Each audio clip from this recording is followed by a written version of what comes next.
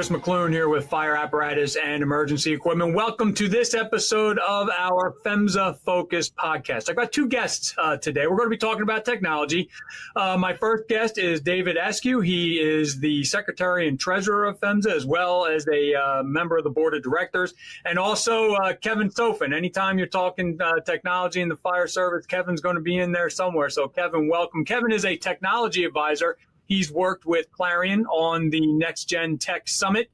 He's also a technology advisor for the IAFC and with Darley. So, gentlemen, thank you very much for joining me today. One of the things we're going to talk about, so we're going to talk about technology in general. We're going to talk about some challenges for people my age with technology. We'll be getting into that in a little bit, but we're also going to be talking about FEMSA and FEMSA's member companies and their role in addressing the various technology changes that we see across the fire service. So, David, I wanted to start with you on that one to talk about FEMSA and how it addresses these changes, what its member companies are doing, and maybe some initiatives that FEMSA is getting off the ground here to address technology changes in the fire service. Yeah, appreciate that, Chris. And again, thanks for having us today. So FEMSA, most everybody knows, is the Fire Emergency Manufacturers and Services Association. So it's really an organization in the industry with a lot of members from diverse backgrounds, different products and service offerings. But at the end of the day, we've all got one common goal in mind, and that's improving that health and safety and performance of the first responders out there. The diversity of the membership is really important, especially as we talk about technology, how it's driving, changes in our businesses, how it's changing things on the fire ground, and really how it's shaping, the U.S. Fire Service for years to come. So, one of the things that FEMSA did just actually a couple of years ago was we made a move from caucuses to what we call sections. And the reason to move from caucus groups to sections was really because, we saw our member organizations kind of always staying in the same group when we had breakout sessions, whether that was dealer, distributors, and manufacturers, or whether it was, talking about marketing and trade shows and things like that. So the move to sections really enabled a lot more involvement from the membership and engagement, and also allowed for member companies to send more than one associate from their company to these different sections, but also have the ability to move around a little bit and kind of understand what's going on in each of those areas. And so what we're talking about today is really the technology and future focus section within FEMSA. And so, just again, great to have Kevin on here. He's chaired that section for the last couple of years during our annual meeting, and just does a phenomenal job of making sure that the member companies are asking great questions. The discussions around the table, just continue to get deeper and deeper about technology that's going on in the fire service today and how it's driving different business changes. Kevin, talk real quick about your involvement with that section of FEMSA. It was a few years ago. I was able to attend the annual meeting. This was down in New Orleans, and we had I was on a couple of your meetings with those sections. Talk a little bit about your involvement there and how you're working to keep that moving. I've had the fortune of being able to put microphones and cameras in front of people's faces that are using technology in different ways or reluctant to technology, and trying to figure out why and what are some of these challenges.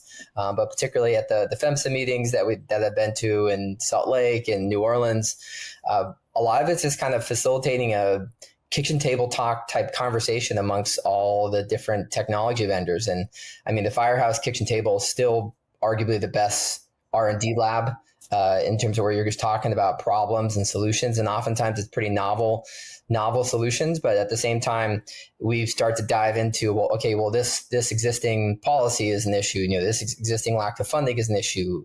Not enough scale is an issue. And obviously from the vendor side, there's so many, a little bit more kind of on the industry side, but it still all ties back to truly what are the end users' problems and how can we create a technology solution that they actually want to buy. And at these meetings, it's frankly just kitchen table talk style conversations, recording, transcribing, turning into insights, turning into white papers, and then ideally continuing to repurpose the content so we can keep momentum building. With these shows, they're great, but I always ask, and I've heard, I think Rob Edson he always said this quote, he always talks about, what are you going to do different on Monday? We spend all this time and money going to these shows, but what are you going to actually take from the insights from these shows? And I like to think that FEMSA very much is an organization that does stuff and is a mover and shaker, as many other organizations are. But that's a lot of what we've done. We'll continue to do, and ideally host forums like this that just allow people to talk and learn and ask questions without feeling like they're dumb questions, and just have an opportunity to share best practices and learn from what other people are doing, because there's a lot of other people already doing some of these different tech integrations, and you just got to be afraid to kind of suck at something new and try kind of a crawl, walk, run opportunity to try some of these new technologies. So one of the things you just mentioned was what are you going to do on Monday? And what that really means is how are you going to be proactive in terms of taking what you've learned or what we've talked about and starting to try to put that in motion? The fire service, as we know, tends to be reactive. Whatever's driving the reaction is driving the reaction. There's more reactivity many times, and it tends to be. I'm not saying it always is, but it tends to be reactive versus being proactive. And FEMSA here is trying to drive proactivity.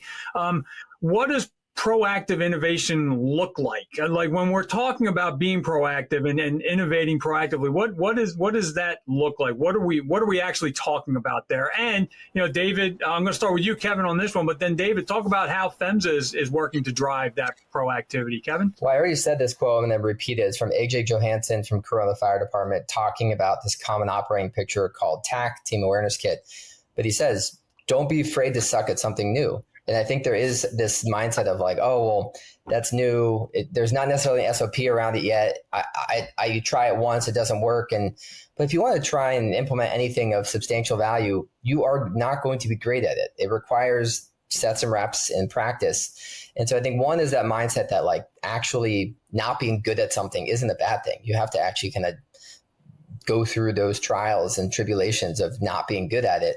But of course, the fire service, even kind of a macro perspective, is very ingrained into SOPs, into this is the way it's always been, and that stupid quote about 100 years of tradition unimpeded by progress. But still coming back to like not being afraid to also like do trial programs. Like there are a lot of technology vendors that will say, hey, we'll do a 30 to 90-day trial program. And that does require internal resources, even if it's free. But if you have an internal champion, where if you're a fire chief and you're saying, hey, I'm assigning this battalion chief and deputy chief to sort of like become our little mini tech integration lab of, as far as like trying something new. And it's not necessarily like thinking about, hey, we're trying this new technology. It's more about like, we're trying to get ahead of reducing risk and reducing cost. And if it's framed like that, I think it's a little bit more likely to resonate well, as opposed to just like taking this technology and jamming it down someone's throat. And it's also the mindset that this technology is meant to help you make better decisions. It's intended to help prevent loss of life or injury for the firefighter or for the community. And I think a lot of it starts with having those conversations at the kitchen table. A lot of it starts with enabling an internal champion and working with technology vendors. I mean, there's, the company that I work with, I'd mentioned in the past, Ascent Integrated Tech, they're doing trial programs where if you want to try smartwatch wearables for location tracking or physiological alerting, you can get a trial kit for 30 days and just try it. And if you don't like it, you give it right back. But there's all sorts of tech vendors that are doing that. And I think probably the final thing I'll finish with before I pass it to Dave is, oftentimes you hear something of, this is the way we've always done it. We're not going to, we're not doing that. So the answer is no. My challenge to the fire service is, what about saying maybe we could use this. Maybe we should try a trial. And if you maybe just have that mindset of maybe instead of no, I think you would surprise yourself with finding that there are a couple new simple things in many other departments you can learn from that you could integrate technology that maybe that doesn't have an SOP yet that could enhance your operations. Yeah, I'll piggyback on that. I love what Kevin said there. It's not a no, it's a maybe. And I'll even go as far as to say it's not a maybe, it's a not yet. And the not yet piece of it is maybe I need more information on it. Maybe I need, best practices. Maybe I need the confidence that somebody else has already tried it and it worked well for them, or tried it and it didn't work as well until they got with, somebody who was using the technology and it really did work for them. So I think that's one of the beauties of FEMSA with the member organizations. It's, yes, manufacturing is in the name of FEMSA, but the member companies aren't just comprised of manufacturers, and there's a lot more technology companies that are coming on board and becoming members of FEMSA. And honestly, that diversity is what really shows the value at the end of the day, because when we sit around the table in these last couple of, technology and future focused discussions, we realize that, at the table are people from a lot of different backgrounds and a lot of different companies that have different products. And so with that being said, that's where a lot of these best practices are shared. Yeah, you're sitting at the table sometimes across from a competitor of yours,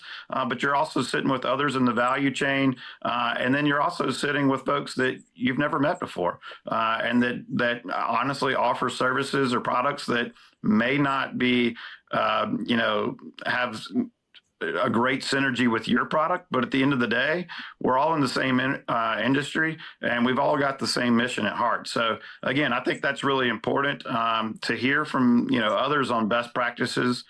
So, our annual meeting is really an opportunity to share best practices during the networking sessions and things like that.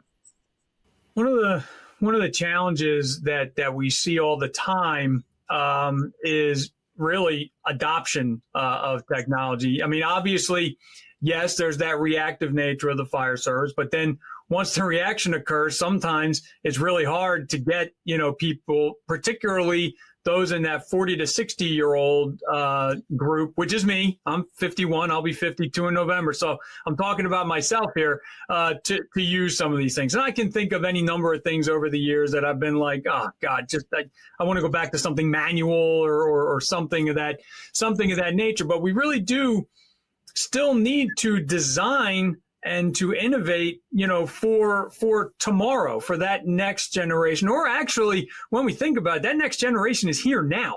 The firefighters that are coming into the fire service right now, they've come from an entirely different way of learning. They've come from, look at what I do as a brand editor. They consume content differently.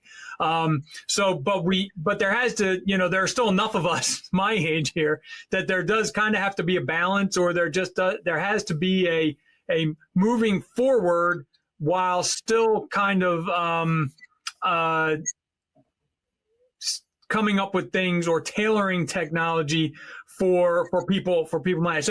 So Kevin, what are some of your thoughts on tailoring technology for that 40 to 60-year-old group while still innovating for the next generation?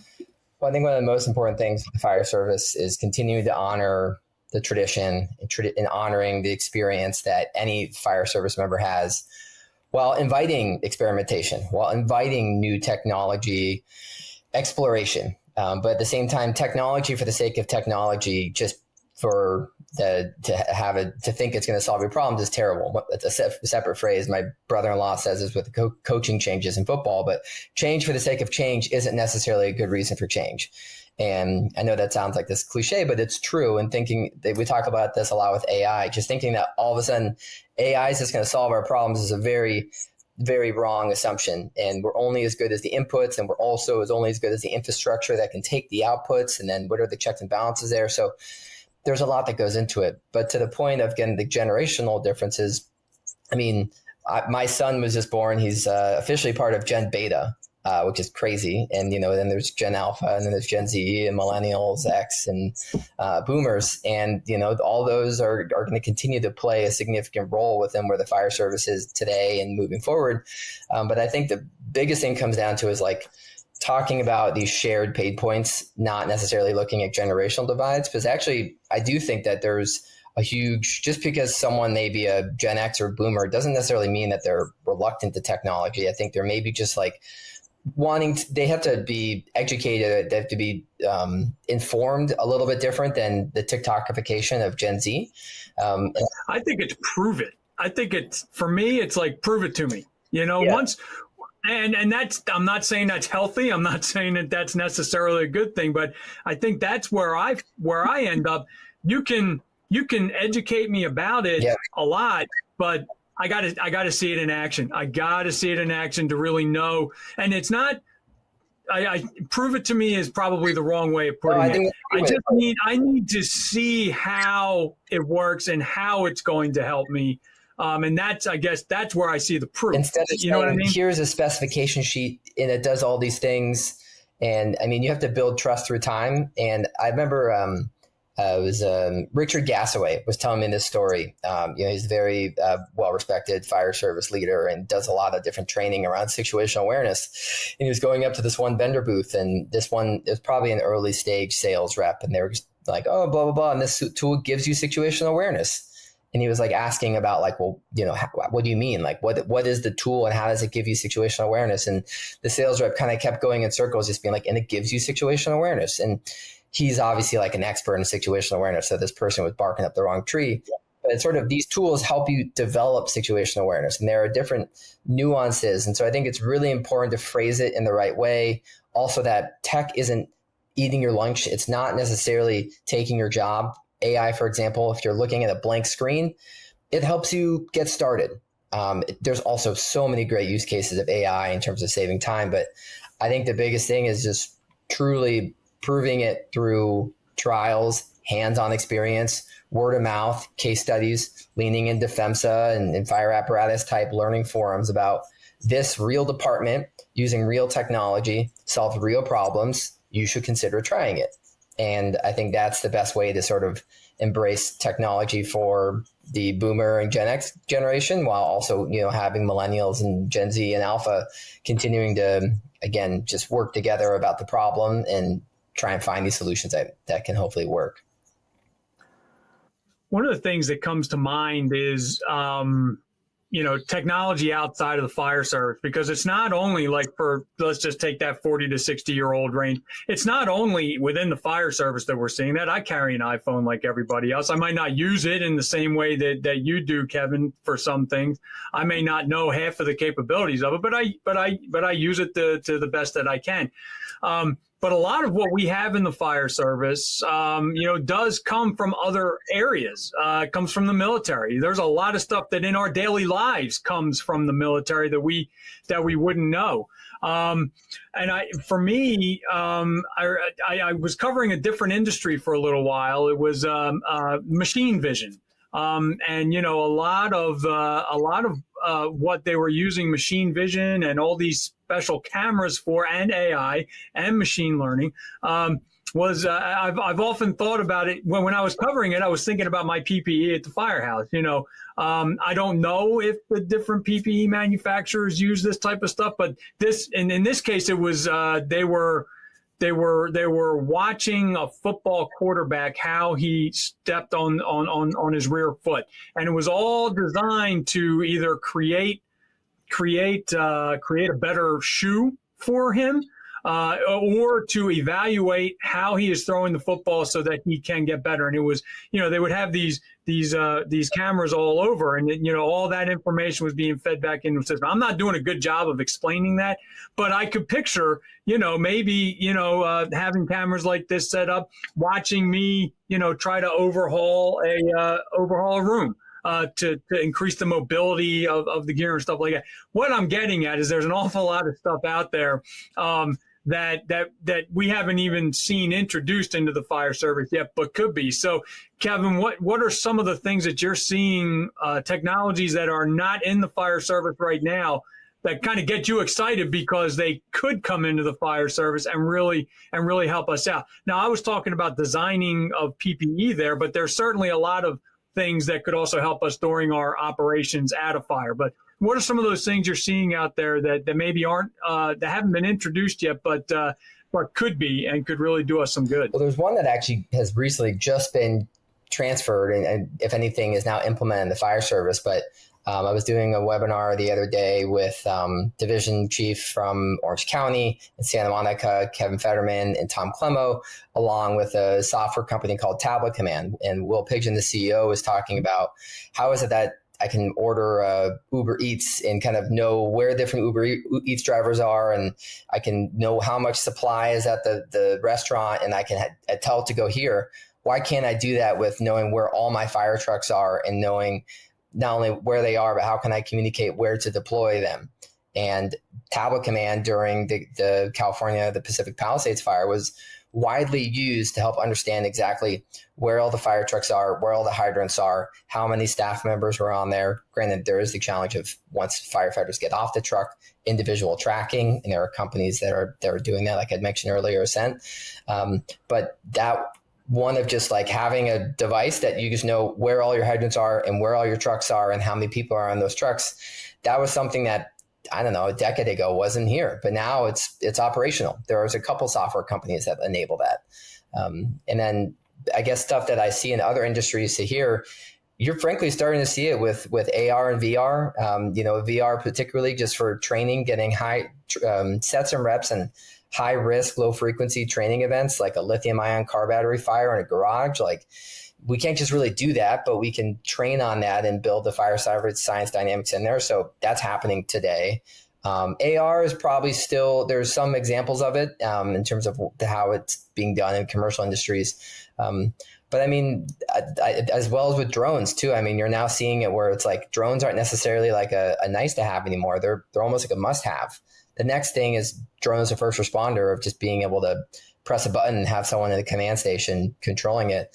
But I frankly, like I see a lot already happening, and probably the biggest leap that I'm hoping to see, and this is a Stefan Truthen quote, is, and I think Dan Muncie said this too, but like the best disasters are the ones that don't happen. And the ultimate goal of safety in a smart city is zero incidents.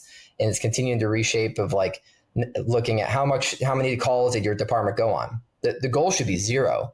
And so my hope, and I think where I'm seeing this, is just like more focused on community risk reduction and public safety outreach. And part of that's alerting. I think that's a big thing that's kind of happening, but isn't as main scale. Like, again, the terrible flooding in Texas and then the wildfires are happening, like early alerting for humans that live in floodplains and wildfire zones, like that exists, but isn't as widespread as it should be. And there's a lot of sensors that exist in other industries that aren't as applied to this. So those are things off the cuff that I'm thinking about when I go to sleep at night.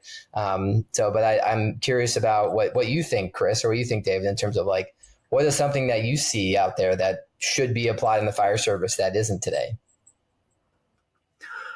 Well, I mean, I'll jump in here, David. Like I was saying, I mean, I really think that some of the things, like, oh boy, all kinds.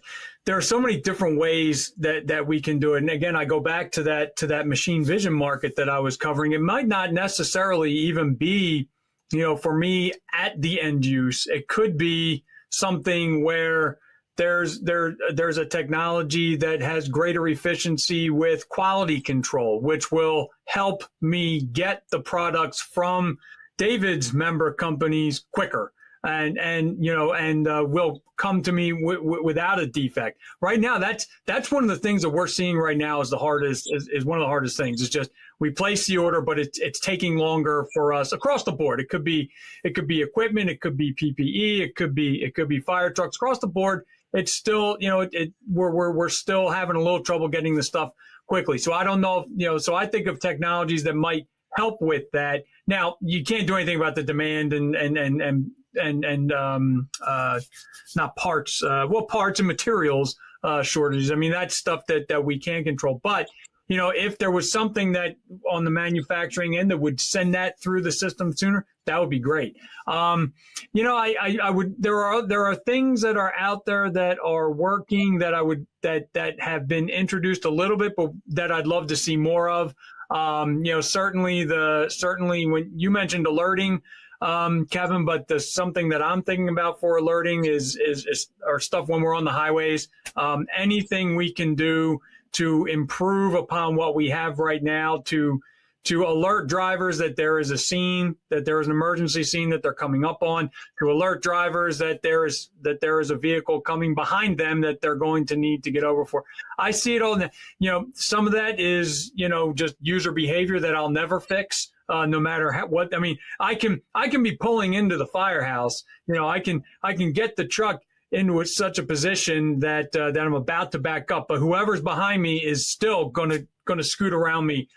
So that type of behavior I can't fix unless they're going to get pulled over right away a number of times. But anything that we can do to improve that early alerting, for me would be great.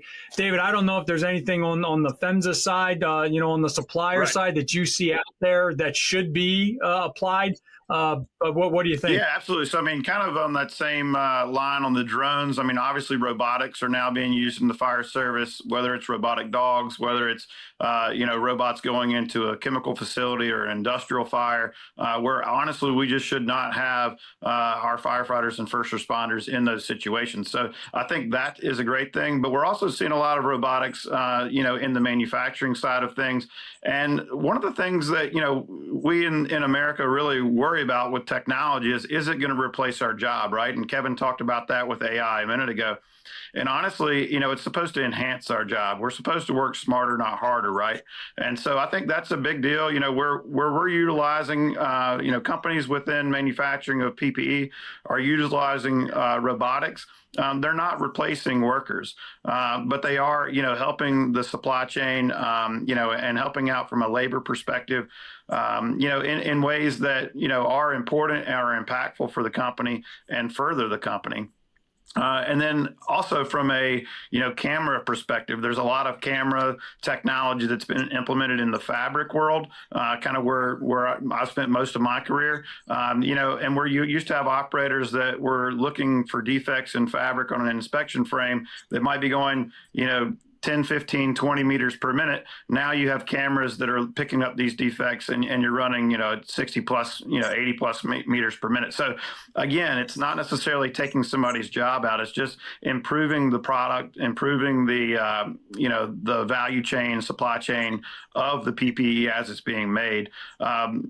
Yeah, I point to those kind of things, but yeah, I absolutely think at the end of the day, we're supposed to leave the job better than when we found it. And doing that, you've got to implement some of these technology. I would go back to what Kevin said at the beginning. Sometimes you've got to step outside the box and you've got to say, you know what, I'm willing to change, and anytime that there's change, typically there's loss. And when there's loss, there's grief.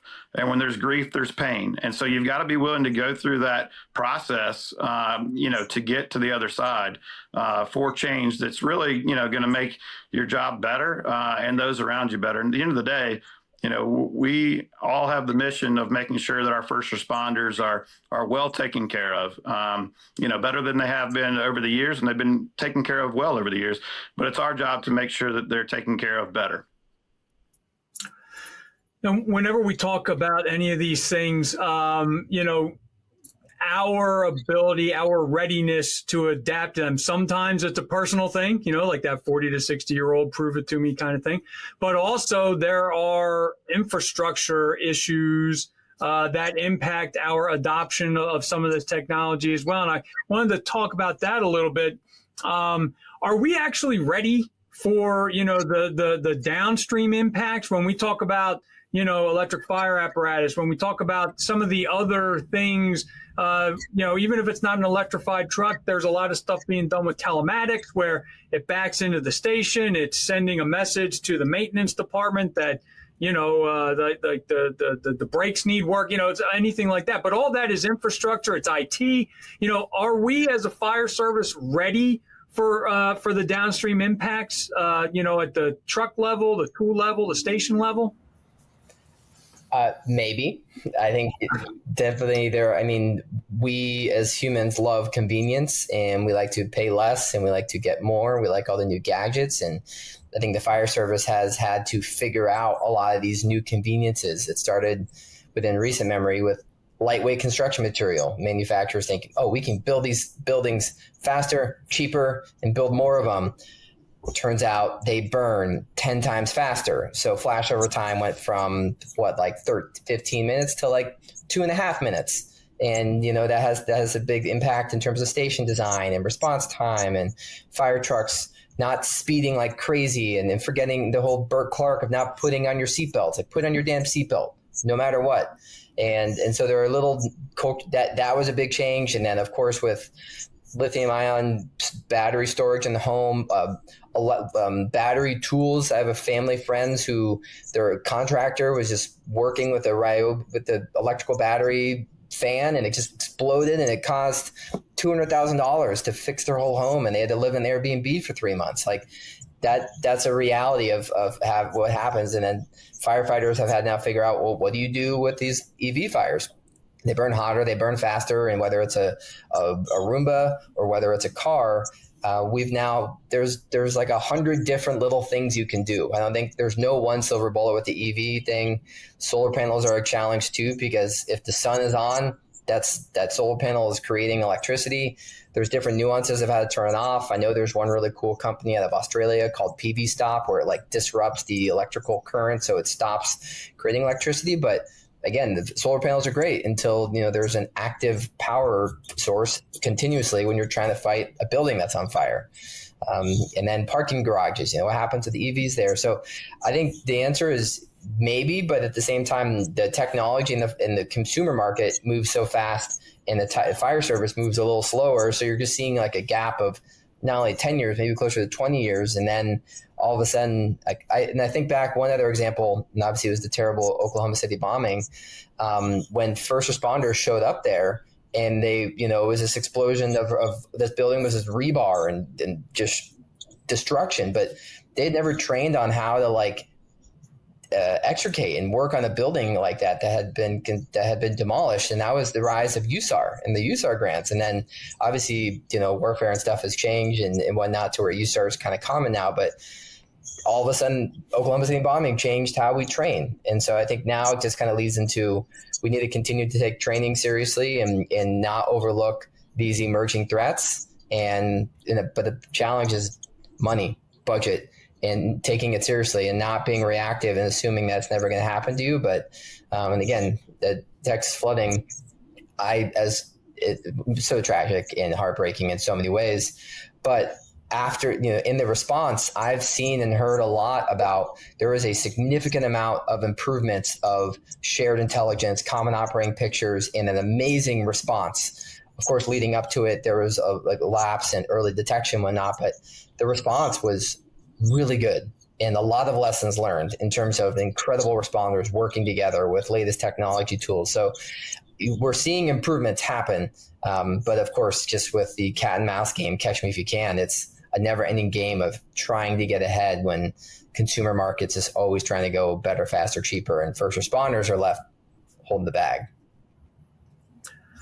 David, to bring this back around to FEMSA and its role in all this, how can FEMSA play a bigger role in all this? Is it education? Is it standards? Is it, like what we just talked about a little bit with procurement? Where's FEMSA in all this? Yeah, I think that's a great point. And the organization at the end of the day, it's supposed to be adding value to the industry, adding value to the member companies. And the way in which we do that is a couple of different ways. The education that you just mentioned is extremely important. And so, things like today where we can just, have roundtable discussions about what's going on in technology, how it's impacting the fire service, other, podcasts, et cetera, about this. The other piece of it is really just networking and sharing of best practices, like we've, kind of mentioned already. Connecting individuals and connecting companies in the fire service is extremely important. And I think that's going to always be, something that we need to do a better job of. I think that's from a continuous improvement perspective, you can always do a little bit better, right? You can make one more phone call. You can, connect with one new person that you haven't met before. I love a lot of things that Kevin does when he's out in the industry and getting folks together. He just sent me an invite for one of the upcoming trade shows. And in that, when you register, you have to make a commitment that you're going to, meet 5 new people, right, Kevin? So, I think it's just really about connecting. And that's, something that the organization does a really good job of is connecting with member companies, but also reaching out to other companies within the industry to let them know who FEMSA is, why it's a great organization to be a part of, what the value they would get from, becoming a member is. And then the other piece of that too is what we do on Capitol Hill, going in front of the legislators up there and lawmakers up there and just letting them know what the needs are from the industry and what they can do to make, again, like I said, make it a better place for firefighters, make sure that they have the grants necessary and needed, and at the end of the day, I think our industry is a very successful industry because we care about the first responder, and that is the mission at heart, and that's a shared mission. And so with that being said, I think, anything and everything that we can do to improve on our daily work, but also how we can help one another throughout the industry, I think is going to be really important for the betterment of the fire service. All right, perfect. Well, my thanks to Kevin and David for sitting down with me today to talk about technology. This isn't the last time we're going to have a FEMSA Focus on technology. We're planning on doing this periodically throughout the year because, as we know, technology moves incredibly quickly. Kevin just mentioned how quickly consumer technology moves, and we've got we talked about the military, we talked about some of these other high tech areas, and so it's not something that we can just touch on and go. So again, guys, my thanks to you for sitting down with me today. If you have any suggestions or any requests for a FEMSA Focus, please let me know. I'm at chris.mcloone@clarionevents.com. All of our podcasts, FEMSA Focus, as well as our others, are all archived at www.fireapparatus.com/podcast. So again, this has been Chris Mc Loone together with Kevin Sofen and David Eskew. Have a good one, everyone, and stay safe. Thanks again, guys. Thank you. See ya.